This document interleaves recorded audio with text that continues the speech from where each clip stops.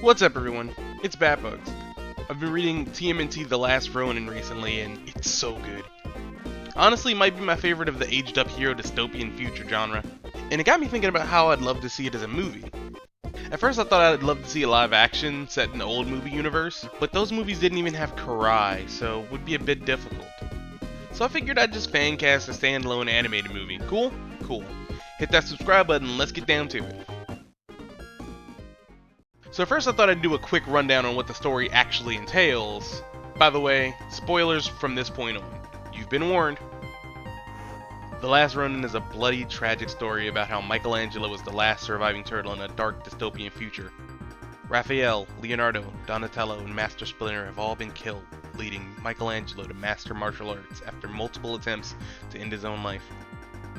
As the Last Ronin, Mikey has found allies in April O'Neil and Casey Jones Jr., as he plans on stopping Oroku Hiroto and the Foot Clan for good.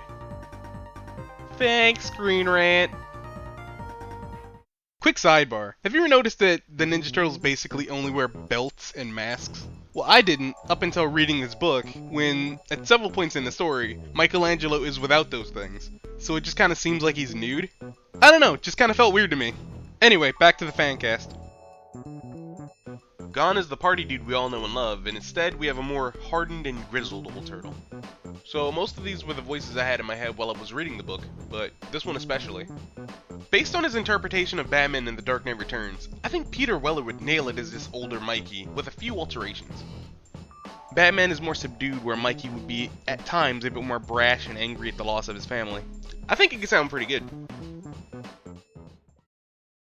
You're under arrest, mister! You just crippled that man! He's young, he'll walk again. But you'll stay scared, won't you, punk? Okay, son, show me. Just the right kind of cut above the eyes. The kind that bleeds. For a younger Mikey, I'd say either Robbie Damon or Kyle Mooney. Both of whom, by the way, voiced him in the past in both Mutants of Manhattan and Batman vs. TMNT respectively. Pretty cool? This is amazing! I don't know what to put my grubby paws on first! Ah! Speaking of unpredictable, where's Mikey? Right here, dude. Just found some leftover pie in the fridge that I am honor-bound to scarf down before we head out.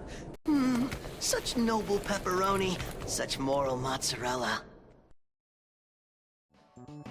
The other turtles will appear as spirits who try to talk Mikey out of his suicidal mission. The first voice that came to me was Donatello. For some reason, the voice that stuck in my head was Yuri Lowenthal.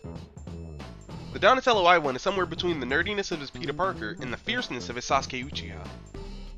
Are you in trouble? Do you need money? No, I mean, I'm a little behind on my rent, but no, I'm fine. Oh, I gotta run. Thanks again for the party and everything. It really means a lot. This is just one of the many abilities of the Rinnegan. Now, farewell, friend! Raphael is the first returning actor I'd cast. I think Alan Ritchson was underrated in the 2010s Turtles movies. I think his performance in those movies was the best of the four Turtles, and I'd love to see him play a more obviously older version of the character. I mean, really, how old were they supposed to be in those movies? Because they look like tanks, you know? So you want to break into police headquarters? Yeah. Donnie said he needs more of the purple ooze to track Bebop and Rocksteady. And you said the cops would have logged it in the evidence control room by now. Okay. Give me the camera. Oh, look.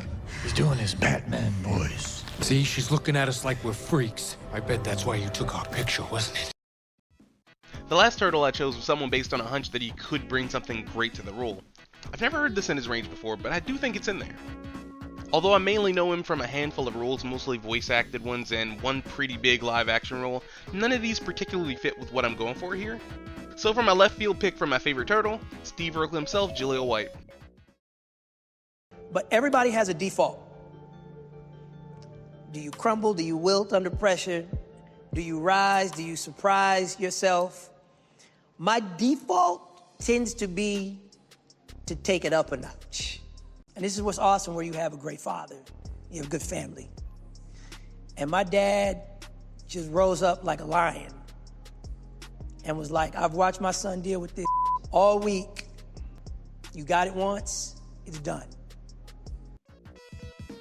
Alongside a more grizzled Mikey, we have an older April who's seen better days. The voice I heard in my head I can't really place. It's a very distinct voice, but I just don't know where I heard it, or who did it. Instead, I think Annie Wershing, whose voice is probably best known as Tess from The Last of Us, could work well. I think Tess has a similar energy to the April I've imagined. Someone who barely has anything at her disposal, but still keeps up the fight. No. No, no, no. Maybe they had a map, or something to tell us where they were going. Where was this lab of theirs? What do you know about us? About me? You know, as I was typing this, my mind changed a bit. I still think the story would do great in another medium, but the medium changed. I think this will make a great game.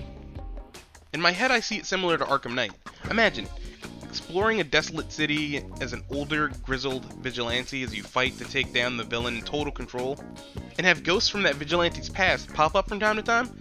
Oh, that's Arkham Knight to a T. Continuing, we have Ashley Johnson as Casey Marie Jones, Casey and April's daughter, Crispin Freeman as Casey Gungala Jones himself, as well as two returning voice actors, Corey V returning as Master Splinter, and David Tennant returning as Fugitoid from Smite and TMNT 2012 respectively. What, so you're both too busy to be my parents? Hey, you guys are the ones whose divorce keeps messing everything up, not me! You blew the lab? But this was a covert op! What were you thinking? That I'm not about to let Lex Luthor and his alien space buddies poison the world just because we don't know exactly what poison they're using. Plus, I enjoy making Lex miserable. Trust your instincts, unless they are wrong. I'm getting too old for this. Greetings, Earthlings! This is Professor Zayton Honeycutt. You may also know me as the Fugitoid. Beep! Finally, for Master Hiroto, I wanted someone that could bring kind of a cocky energy because that's what I read with him. I think Daniel Day Kim has that energy in spades in his Johnny Gat performance, and I'd love to see that here. Get up.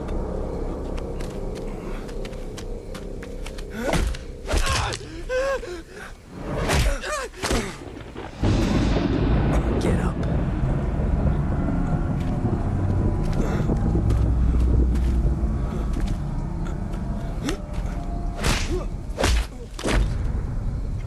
Get up. Please, stop. Not so fun when you're fighting someone who isn't tied to a chair, is it? I didn't kill her! You ordered it.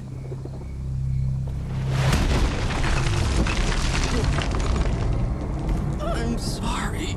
Well, that brings her back, doesn't it? So, what did you think of my fan cast? Did you think it was perfect? Did you think I was off my mark? Let me know in the comments below. Oh, and while you're down there, could you try hitting the like button a few times? I hear it was kind of broken, but if you hit it an odd amount of times, it should fix it. I've been Batbugs, and I'll check you later. Later, everybody.